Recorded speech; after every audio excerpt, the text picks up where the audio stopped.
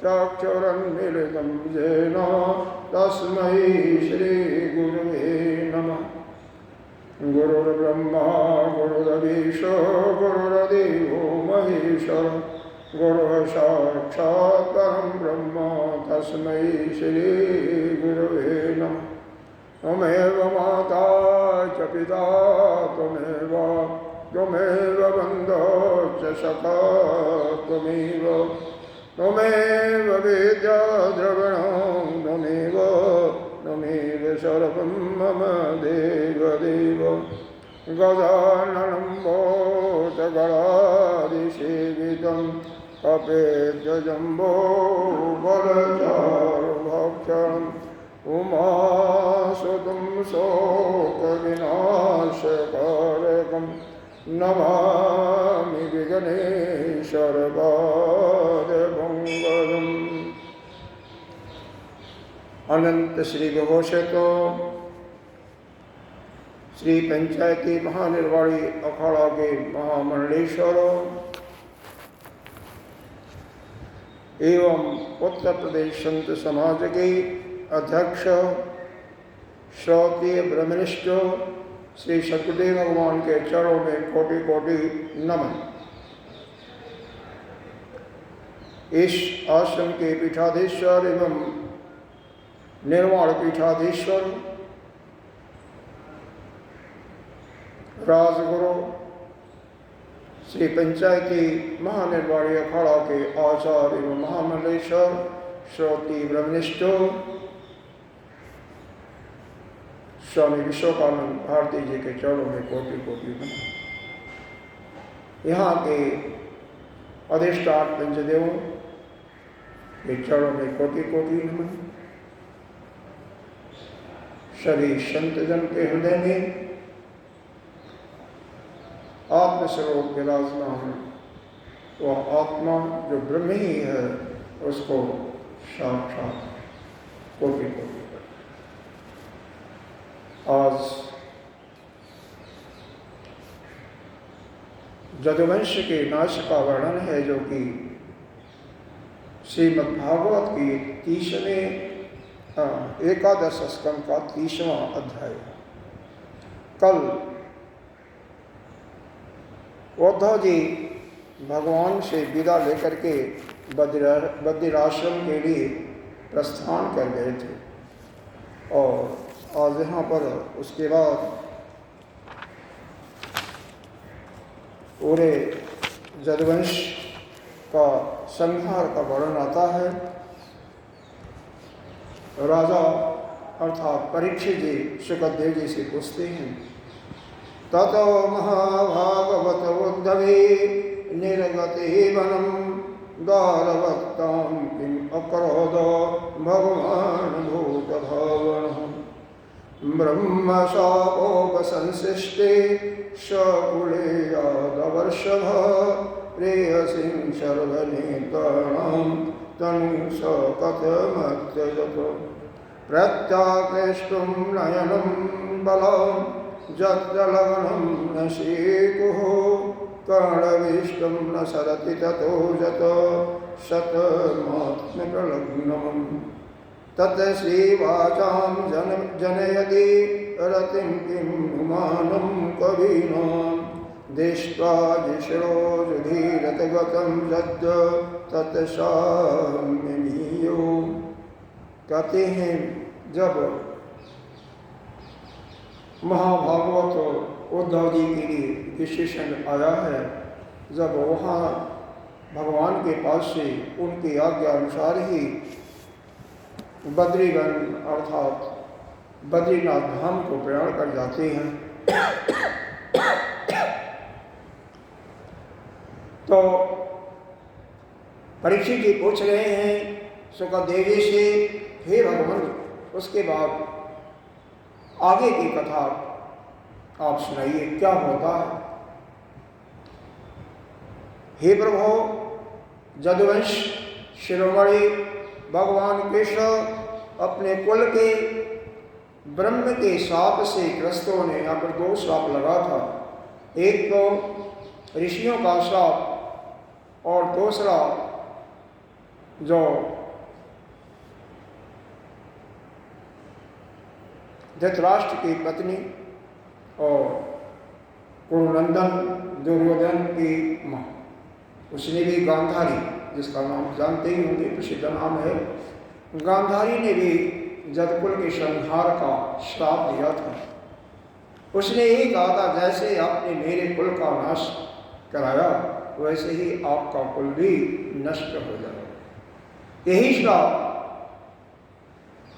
ऋषियों से भी प्राप्त हुआ था। फिर भी भगवान तो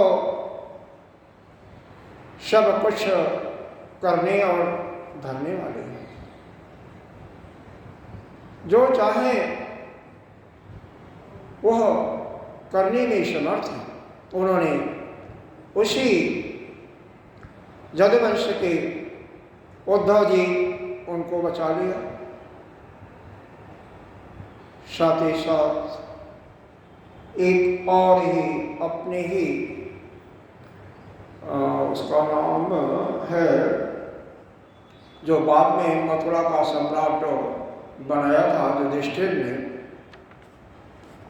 वो भी बच गए थे। एक और बाकी दो के अलावा जितने भी थे सब नष्ट हो जाते हैं। आगे क्या होता है देखते हैं कि वहाँ द्वारिका में अपशगुन होने लगते हैं। अपशगुन होने लगते हैं तो वहाँ पर भगवान कहते हैं अब यहाँ पर रहना ठीक नहीं है, क्योंकि अपशगुन हो रहा है, इसका मतलब कुछ अनिष्ट होने वाला है। अनिष्ट होने के फलस्वरूप हमें किसी ऐसे प्रयाग क्षेत्र में जा करके और वहाँ पर तीर्थ में स्नान करके और फिर ब्राह्मणों को दान दक्षिणा दे करके निराहार करके तपस्या करनी चाहिए। ऐसा अपने यदुवंशियों को सभी को बुला करके आदेश देते हैं। सभी लोग तैयार हो जाते हैं और आगे की कथा बताया जाता है। आगे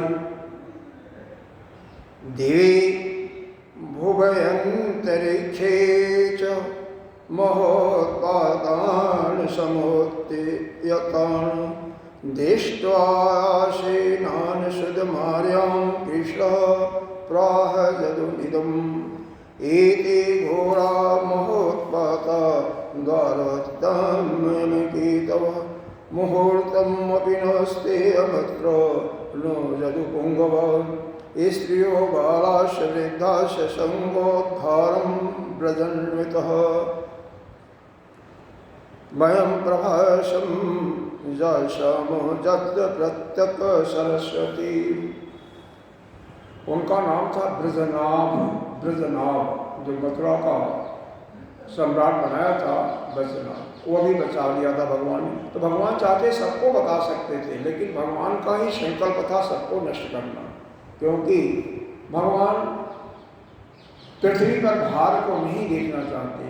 जो भी अपने धर्म कर्म से च्युत हो जाता है, गिर जाता है, तो वह नष्ट हो जाए, उसी में कल्याण होता है। हे परीक्षित, सुखदेव जी कह रहे हैं, जब भगवान देख रहे हैं कि आकाश पृथ्वी अंतरिक्ष में बड़े बड़े उत्पात और अशगुन हो रहे हैं, तब उन्होंने सुधर्मा सभा में उपस्थित सभी यदुवंशियों से यह बात कहा। क्या कहते हैं? हे यदुवंशी, देखो द्वारिका में बड़े बड़े भयंकर उत्पात हो रहे हैं।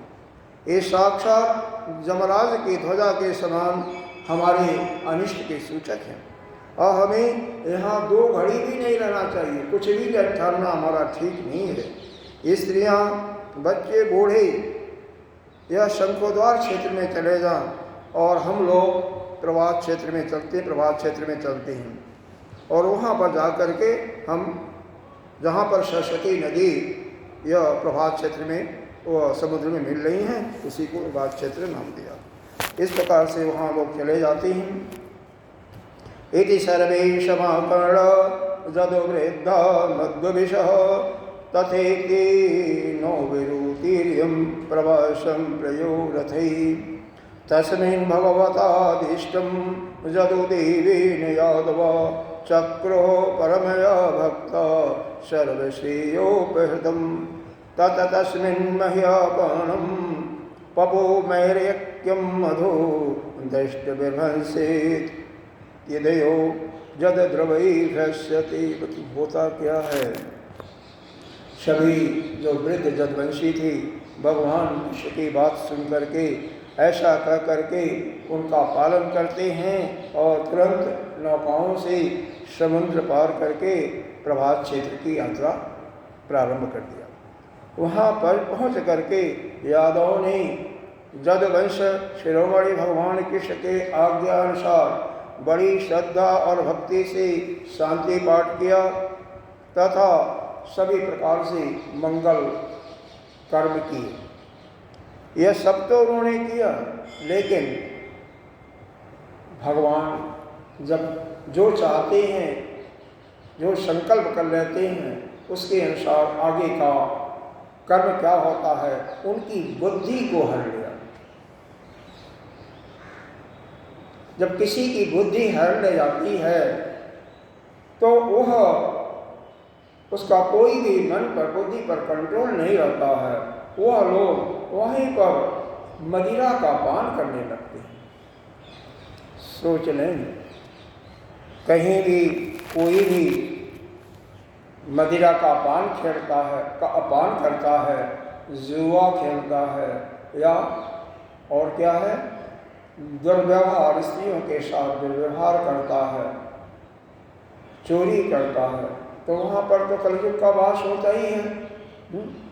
दूत केड़ा, हत्या हो रही है, वो हत्या इत्यादि, और स्त्रियों के साथ छेड़खानी, मदिरा का पान, तो वहाँ पर तो कलयुग का साक्षात आगमन हो ही जाता है।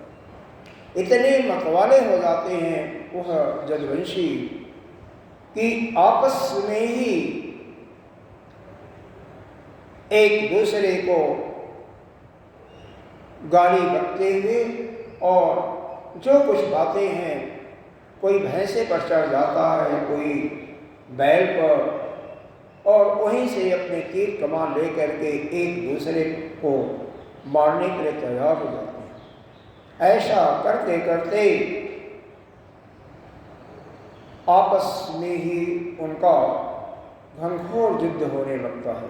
अब इसका वर्णन आगे बताया गया है, सुनो।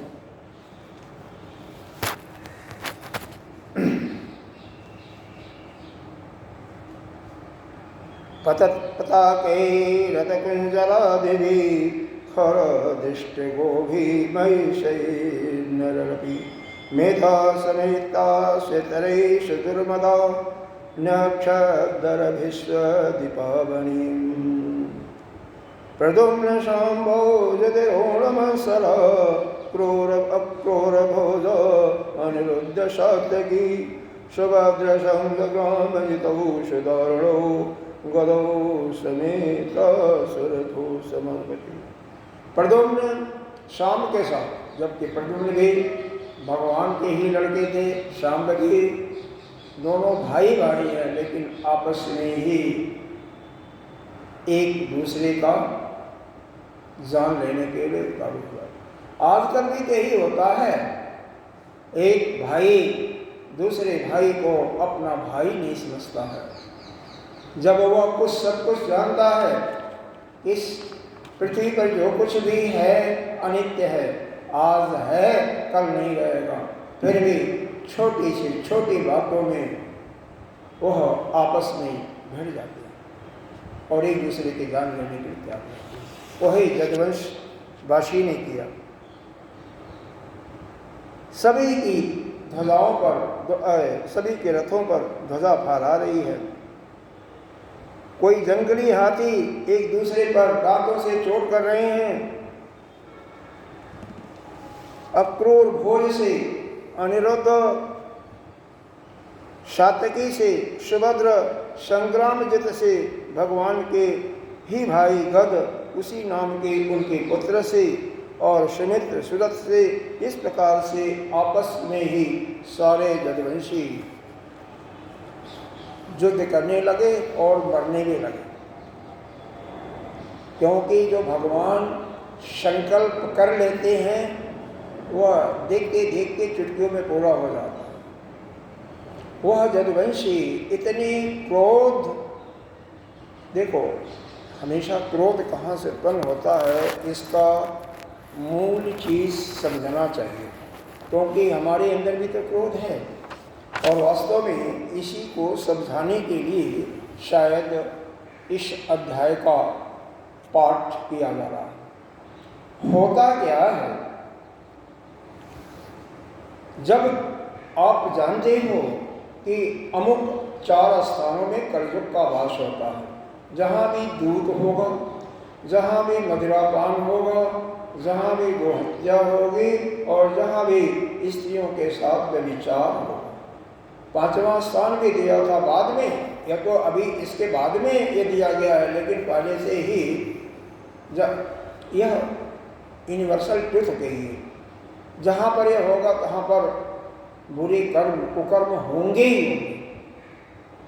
होता क्या है, कोई मदिरापान करता है तो अहम भाव की वृत्ति पैदा होती है, क्योंकि उसका बुद्धि अपने वश में नहीं होता।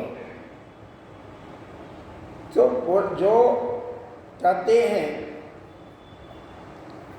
एक मन की भी कई अवस्थाएं होती हैं। एक तो जागृत मन है, जो कुछ आप कर रहे हो, सुप्त अवस्था भी होता है, अर्ध सुप्त अवस्था भी होता है।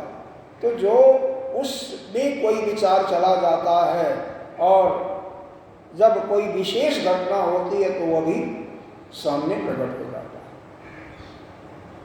जैसे किसी बात का चिंतन करते रहें, वह बात आप जानते हैं लेकिन नहीं याद आ रहा है, चिंतन करते सो गए, सो करके उठेंगे तो वो आपको ध्यान आ जाएगा, क्योंकि वह आपके अंदर तो है, जागृति में नहीं प्रकट हो जाता है। जहां हिंसा होगी, रक्त को देख करके आपका रक्त उबलने लगता है, और जुआ में चूंकि झूठ ही होता है, जुआ का मूल कारण ये झूठ है। तो जहाँ झूठ होगा, सत्य का लोभ होगा, वहाँ भी व्यभिचार होना हुई, और जहाँ व्यभिचार हो रहा है तो वहाँ तो कोई बात ही नहीं। तो वहाँ पर निश्चित रूप से यह क्रोध की अग्नि भड़कती, क्योंकि आपके विचार के विपरीत कोई कर्म किया तो आपके अंदर भी गुस्सा आएगा, क्रोध आएगा, द्वेष आएगा। आपके अनुकूल तो वहाँ पर कोई करने वाला नहीं है, क्योंकि सभी लोग मतवाले हैं, मस्त हैं पी करके। उसका नाम भी क्या दिया इन्होंने, बहुत सुंदर नाम दिया, मैरक नामक मदिरा था। मैरक जो पीने में मीठा था लेकिन बहुत ज़्यादा मतवाला था। मैरक उस प्रभात क्षेत्र में सोना के पास। अब सभी के अंदर क्योंकि एक दूसरे के प्रति जो कभी 40 साल 50 साल पहले आपस में तू तड़क हुआ था, उस बात को लेकर के वह ताना देते हैं, दूसरा भी ताना देते हैं। विशेष करके कृतवर्मा और सात्यकी। महाभारत के युद्ध में कृतवर्मा भगवान के आदेश के अनुसार एक अक्षौरी सेना लेकर के दुर्योधन के साथ रण में गया था। वहीं पर सात्यकी अर्जुन का शिष्य है और यह अर्जुन के साथ था। तो दोनों एक दूसरे के विरुद्ध वहां पर महाभारत के युद्ध में 18 दिन तक रहे। दोनों जिंदा बचे, दोनों नहीं मरे। सेना ठीक है समाप्त हो गई, वह बात अलग है, लेकिन ये दोनों योद्धा बचे। ये दोनों एक दूसरे की जो उस महाभारत के युद्ध में हुआ था, गलतियां तो होती ही हैं, उसको लेकर के ताना देने लगे। एक दूसरे को कहता है तो दूसरा उसको कहता है। इस प्रकार से बात आपस में बढ़ जाती है और सारे जदवंशी कुछ सात्विकी की तरफ से और कुछ इधर हो जाते हैं, क्या नाम है इनका, कृतवर्मा की तरफ से। इस प्रकार से दो धड़ हो जाता है वहाँ पर प्रभात क्षेत्र में। और आपस में वही एक ऐरमा नाम की जो वही चूड़ा मूसल का जो चूड़ करवाया था, वही ऐरमा नाम की एक घास के रूप में जगती है। नागफनी का लीजिए, जो कुछ नहीं पाता है तो उसी से लेकर के मारता है और वह इतना चोट करता है कि जिसको लगता है उसका प्राणांत हो जाता है। सारे जदवंशी यहाँ तक कि इतना उत्मत हो जाते हैं कि बलराम जी और श्री कृष्ण पर भी प्रहार करने के लिए दौड़ पड़ते हैं।